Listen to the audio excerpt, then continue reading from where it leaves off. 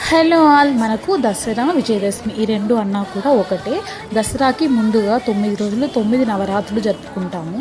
అమ్మవారిని వివిధ రకాలలో ఒక్కొక్క రోజు ఒక్కొక్క అమ్మవారి అవతారంలో అమ్మవారిని మనం పూజించుకుంటాము.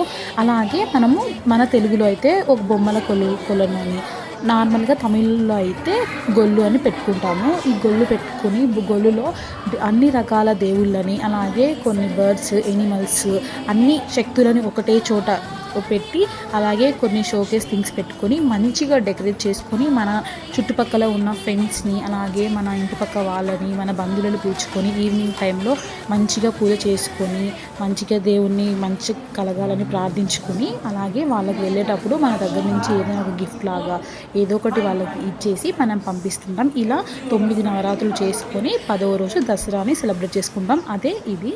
సో చూడండి ఎంత బాగుందో, చాలా బాగా నచ్చింది నాకు. Thanks for watching. By by.